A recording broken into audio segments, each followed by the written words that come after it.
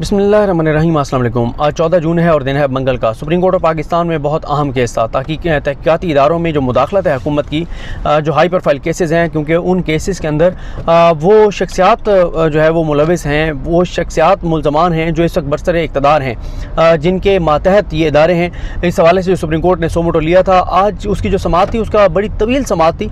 मुकम्मल अहवाल तो मैं शाम को किसी वक्त आपको बताऊँगा, लेकिन जो सबसे बड़ी डेवलपमेंट है वो यह है जस्टिस मज़ाहिर अली अकबर नकवी साहब के बहुत अहम रिमार्क सामने आए हैं। आज जब अदालत में ये बताया गया कि जो नैब है, FIA है, जो उनको कहा गया था कि वो हाई प्रोफाइल जो केसेस हैं, उन हाई प्रोफाइल केसेस का वो जो रिकॉर्ड है, जो डाटा है, वो PDF फाइलें बनाकर और वो सुप्रीम कोर्ट ऑफ पाकिस्तान में जमा कराएं, क्योंकि सुप्रीम कोर्ट के ये नोटिस में है कि जब भी जो हाई प्रोफाइल केसेस के मुल्ज़मान हैं, जो उसमें मुलविस लोग हैं, जो करप्शन लूट मार में मुलविस लोग हैं, जब भी वो बरसरे इक़्तिदार होते हैं तो फाइलें चोरी करवा ली जाती हैं, रिकॉर्ड चेंज करवा दिया जाता है।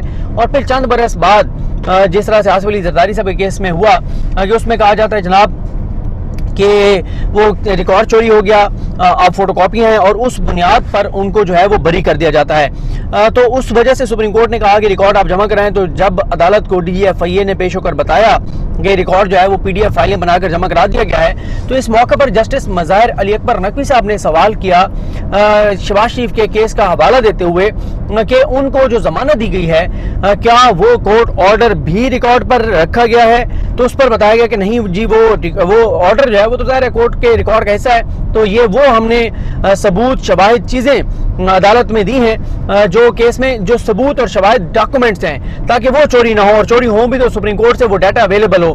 मतलब इस मौके पर जस्टिस मज़ाहिर अली अकबर नकवी साहब ने सवाल किया कि ये बताएं कि क्या इस तरह के हाई प्रोफाइल केसेस में, इतने बड़े स्कैम में, क्या इस तरह से पहले भी जमानतें दी गई हैं, और क्या डाटा मौजूद है कि कितने लोगों को जो है वो इस तरह से जमानतें दी गई। ये वो जो इजाजुल हसन अवान शायद उनका नाम है, जज साहब जिन्होंने ये जमानत दी है।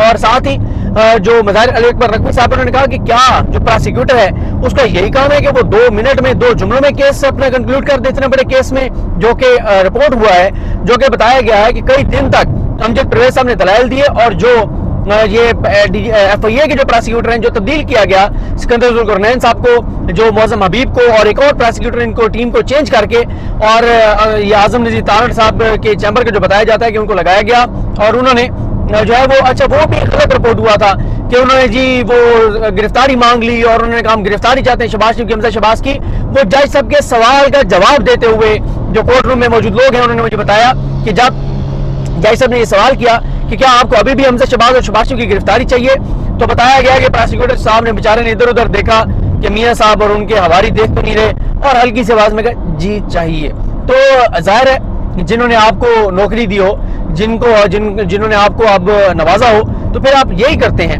और आपको पता हो कि इस वक्त वो इक़्तिदार में है, बहुत कुछ दे सकते हैं। तो इसलिए ये बड़ा एक हैरानकुन था जिस तरह से उनको जमानत मिली।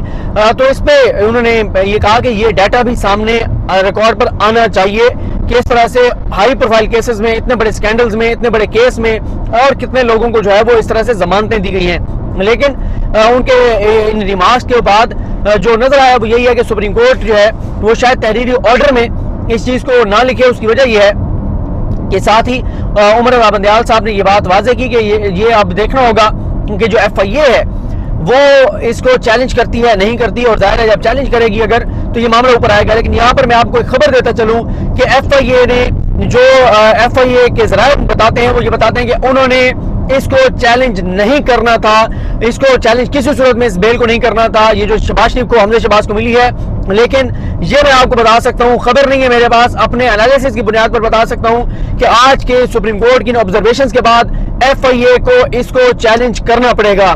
ये लाहौर कोर्ट में जाएगी, ये सुप्रीम कोर्ट में मामला आएगा, और शायद यही वजह है कि सुप्रीम कोर्ट इसके ऊपर अभी कोई ऑब्जर्वेशन ना दे, क्योंकि अल्टीमेटली ये केस सुप्रीम कोर्ट में आना है। और अगर FIA ने इसको चैलेंज ना किया तो फिर ये बड़ा एक स्कैंडल होगा FIA के हवाले से कि FIA ने इतने हाई प्रोफाइल केस में जिस तरह से जमानत दी गई उसको FIA ने चैलेंज नहीं किया। ये बिल्कुल उसी तरह से होगा जिस तरह से कमरुज़ उज़्मा चौधरी जो थे, जो नैब चेयरमैन थे, जब पनामा आया उनको जब अदालत ने बुलाया तो उन्होंने डट कर कहा था कि मैं नवाज शरीफ, शहबाज शरीफ के खिलाफ जो हुदैबिया केस में जो 2012-13 में, 13 में जो फैसला आया था जो एक रेफरी जज ने फिर फैसला दिया, एक से बराबर हो गया, फिर रेफरी जज ने फैसला दिया। लाहौर हाई कोर्ट ने इतने बड़े करप्शन स्कैंडल में, इतने बड़े मनी लॉन्ड्रिंग स्कैंडल में लाहौर हाई कोर्ट ने क्वैशमेंट के हक में फैसला दिया। उसको चैलेंज नहीं किया था नैब ने सुप्रीम कोर्ट में, जिसपे सुप्रीम कोर्ट ने, पनामा बेंच ने, जस्टिस आसिफ ज़ैदान खोसा साहब, जस्टिस अजमत शेख साहब, एजाजुल हसन साहब, जस्टिस गुलजार साहब और जस्टिस इजाजुल खान साहब, इन्होंने ये सवाल उठाया था कि नैब जो है वो जिन केस में नैब का केस बनता ही नहीं है और उसमें कोई अदालत जमानत दे दे तो नैब भागी हुई हमारे पास आ जाती है कि जी जमानत मिल गई है मुलजिम को। यहाँ पे इतना बड़ा स्कैंडल, इतना बड़ा मनी लॉन्ड्रिंग स्कैंडल, इतना बड़ा करप्शन स्कैंडल, वहां पे हाई कोर्ट ने फैसला दिया और आपने उसको चैलेंज भी नहीं किया, फिर वो टाइम पार्ट हो गया। और अगर आप जो हुदैबिया केस बंद किया हमेशा के लिए काजी फैसल साहब ने, अगर आप उनका वो फैसला पढ़ें तो टेक्निकल बुनियादों पर बंद किया गया है। काजी फैसल साहब ने ये नहीं कहा कि शरीफ खानदान दूध का धुला है, ये बड़े नेक हैं, ये बड़े पारसा हैं, ये बड़े अच्छे लोग हैं, ये तो मनी लॉन्ड्रिंग नहीं कर सकते, इन्होंने नहीं क्योंकि बस टेक्निकल बुनियादों पर कि क्योंकि हाई कोर्ट का फैसला आने के बाद इतने दिनों में नैब ये चैलेंज कर सकता था सुप्रीम कोर्ट में, क्योंकि सुप्रीम कोर्ट में चैलेंज नहीं किया था लिहाजा ये टाइम बार्ड है। और कब तक आप इन बेचारों को लटकाई रखेंगे, शरीफ खानदान को, और इनके साथ जुल्म करते रहेंगे, ज्यादती करते रहेंगे, इनको सजा देते रहेंगे, लिहाजा केस बंद, चैप्टर क्लोज। उस दौरान काजी फैसल साहब ने यह ऑर्डर कर दिया था कि मीडिया पर इस पे बहस नहीं हो सकती, इस पे तजिया तबसरा नहीं हो सकता। जिस तरह से, जिस अंदाज से हुदैबिया केस जो है वो बंद किया गया था, जो शरीफ खानदान की मनी लॉन्ड्रिंग का सबसे बड़ा केस था। तो आज मज़ाहिर अली अकबर नकवी साहब के रिमार्क्स आम है। अब FIA को आप देखेंगे चैलेंज करना पड़ जाएगा, FIA चैलेंज करेगी। गो के ये शरीफ खानदान जिस तरह के अपने हवारी लगाता है, चाहे वो FIA का इदारा हो, चाहे वो नैब का इदारा हो, जिस तरह कमरुज़्ज़मान चौधरी को लगाया था, ये लगाते अपने ऐसे वफादारों को हैं कि जो पे कहते हैं कि हमें बल्ली चढ़ा दो, हमारी नौकरी चली जाए, लेकिन हम शरीफ खानदान के खिलाफ नहीं जाएंगे। और आप समझ भी आता है जब से जज हसन मलिक वाला मामला सामने आया है कि एक जो कोई भी निचली अदालत को कोई जज हो, कोई प्रोसिक्यूटर हो, कोई ब्यूरोक्रेट हो, उसकी ज्यादा से ज्यादा तनख्वाह कितनी हो सकती है एक महीने की? मैं कहता हूं बहुत ज्यादा कर लें 5 लाख होगी महीने की, 10 लाख कर लें, साल का कितना बनता है? 1 करोड़ 20 लाख। उसके खर्चे सारे कुछ निकाल के उसको कितना बचता होगा साल का? अगर बहुत ज्यादा बात कर लें, बड़ी जो इस ओहदों पर होते हैं उनके खर्चे भी बड़े होते हैं, लेकिन एक लम्हे के लिए हम बात करते हैं, उनको पूरे साल का 50 लाख बचता है, बचत कर लेते हैं वो 50 लाख।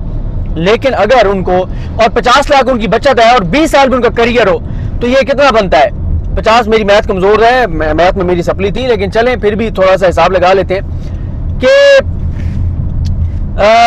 10 साल का 5 करोड़ हो गया, 10 करोड़ हो गया, 20 साल में उसने बचा लिया।